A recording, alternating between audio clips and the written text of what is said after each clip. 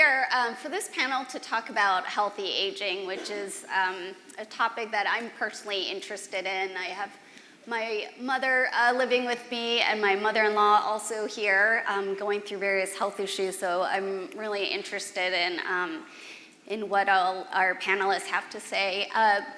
Raj, I wanted to start off with you in terms of just a global perspective, given the results of this report, and the sort of interesting findings about, especially in certain places in India and elsewhere, where older people are happier and older women are happier, and trying to get a sense of, can you connect the dots in terms of factors that are part of all of these results, or is it different in terms of the cultural and economic factors of these various places?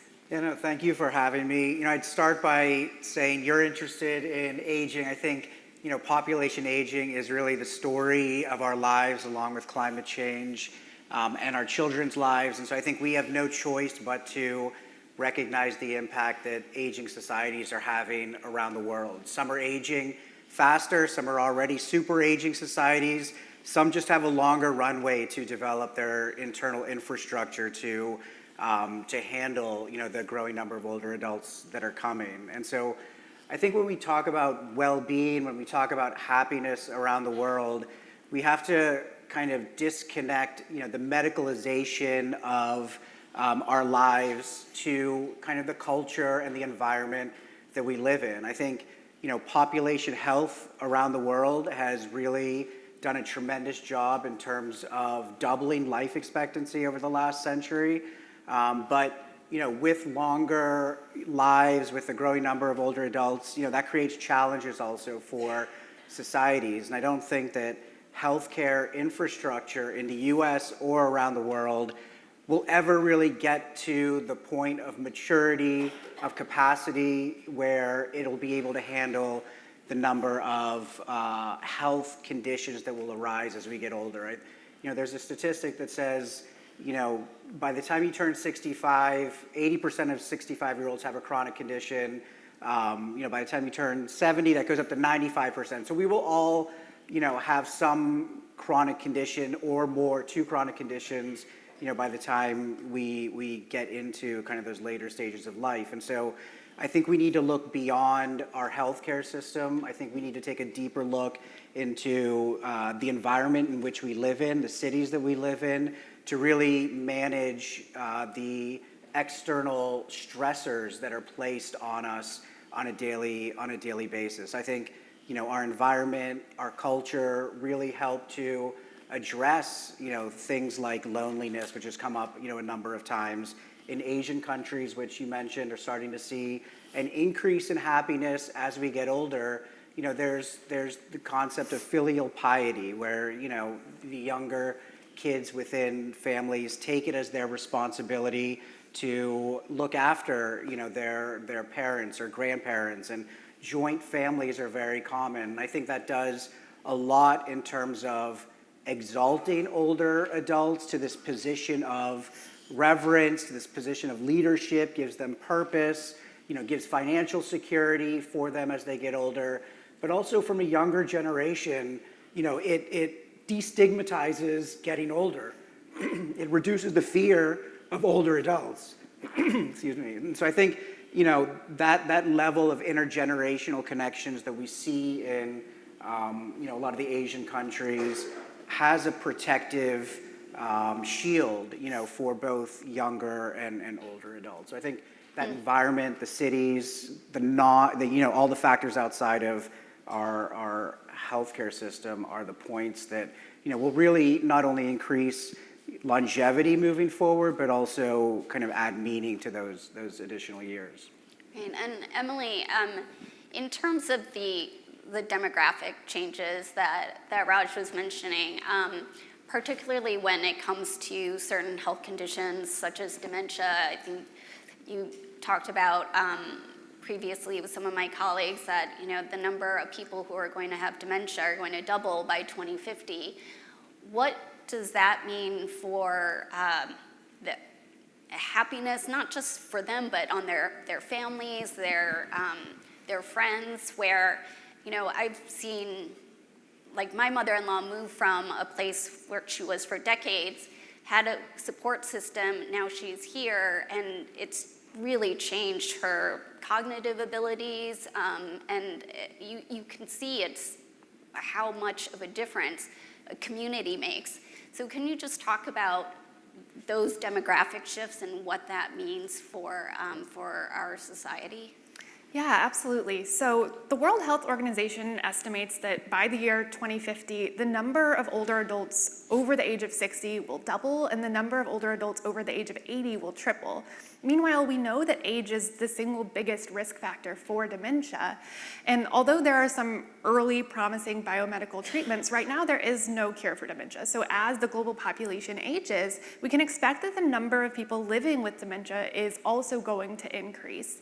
And dementia can have really profound consequences for the well-being and quality of life of the individual, but also their families. And so as we see more worldwide dementia cases, this is going to be an increasingly pressing public health issue in terms of care for individuals with dementia, but also an increasingly prevalent personal issue for many families and communities around the world.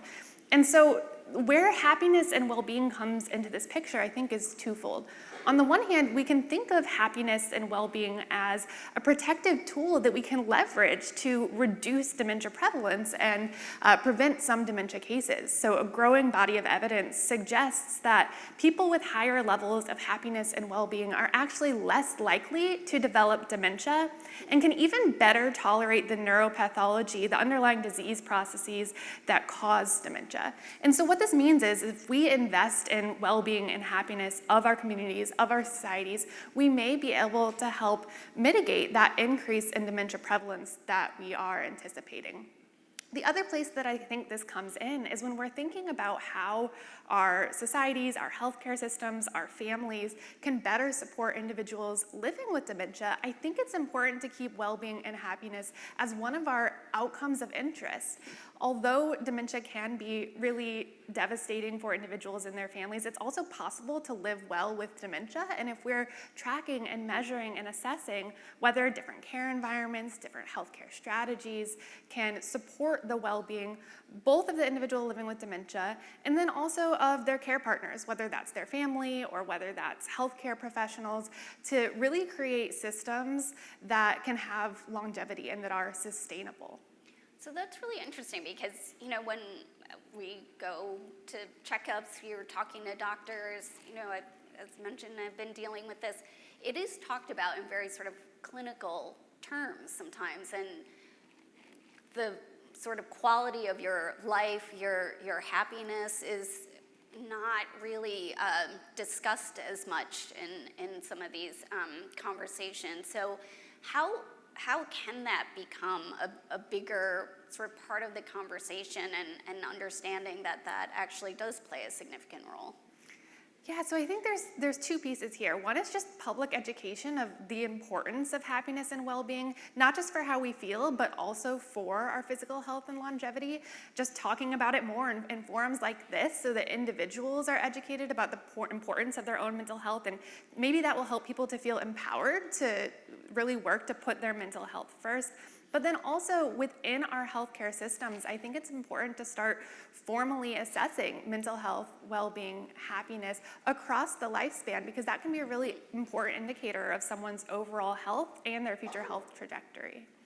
And Russ, what does this mean for policymakers, not only, as Emily was talking about, with our healthcare system, but also just our workforce, the people who might need to take time off of work to care for an elderly relative or friend and have a sort of healthy aging momentum for societies? Yeah, I think it's a really good question. Thanks for asking. Thanks to the Gallup organization and everybody for thinking about older folks in this setting. It's not something that's often done, but it is a huge issue for our time, and I appreciate the conversation. On a policy level, the last panel that you did also talked about sort of environmental factors. There's only so much any individual can do, whether it's talking to their doctor or whether it's talking with their family members. there really is a policy environment, and it goes to countries, it goes to states and localities. Your report talks about dementia villages. There's lots of different, people live in an environment. And lots of different factors play in. There's really interesting research, some of which was cited in the report, on the effect of racism on people's happiness, and then the risk of dementia. And it changes the brain to experience racism. So more than like sort of simple, oh, we ought to give people time off, which we ought to do, more than simple policy interventions sort of affect this whole trajectory. It's the system in which people live. Paid time off is really important. And in the US, we don't do a very good job of that. Emily mentioned and you mentioned actually from your personal experience, the care partner. One thing we know about dementia is that there's never just one person. By the time someone starts to lose their independence, I mean, the definition of dementia is the loss of independence. So when someone starts to lose their independence, they've got to have someone, and then that person starts to have health issues. So we also have to think about the health issues and well-being of the caregiver.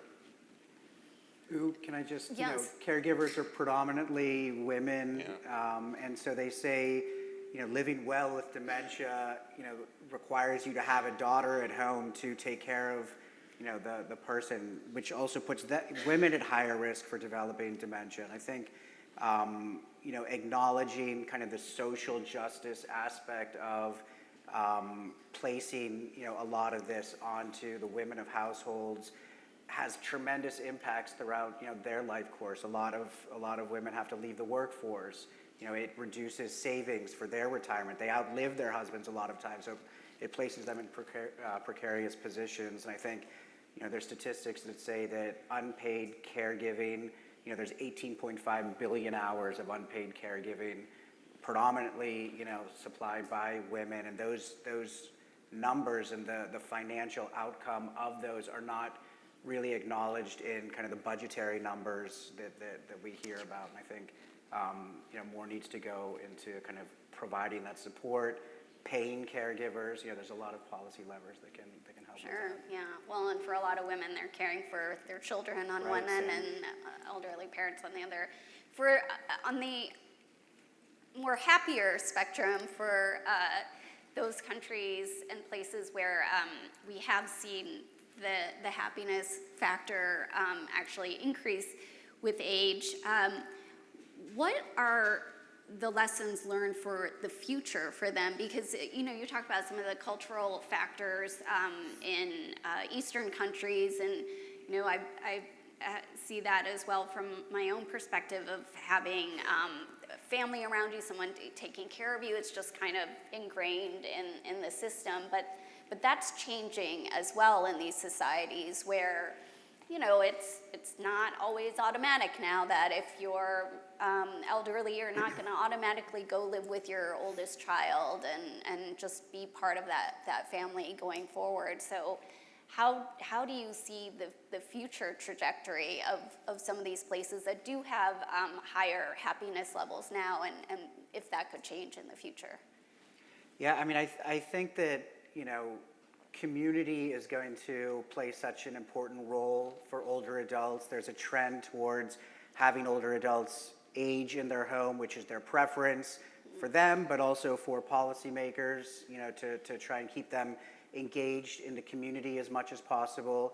It will be interesting seeing trends 20, 30 years from now as, demographics change, as children in the household maybe work, further and further away from the home.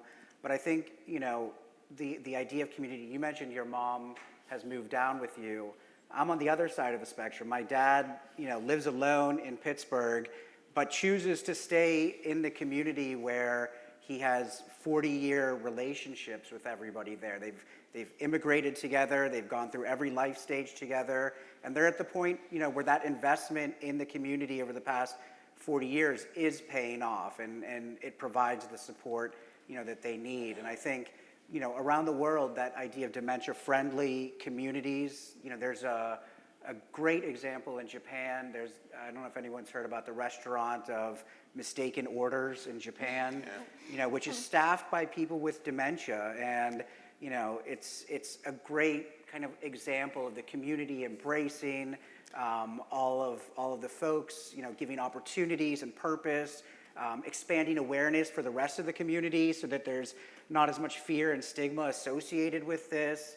I looked up the reviews of that right before this to see how harsh people are. It's 4 out of 5 stars for the restaurant. But there's examples of that in London where they have the slow checkout lane for older adults where the cashiers are trained to have conversations with folks, and it's meant to create more of an engagement opportunity. And so I think that there's so much opportunity for communities, for businesses, who can realize, a value economically of catering to older adults and kind of empowering people through I think Russ, we're almost out of time, but I want to let you get in the last word.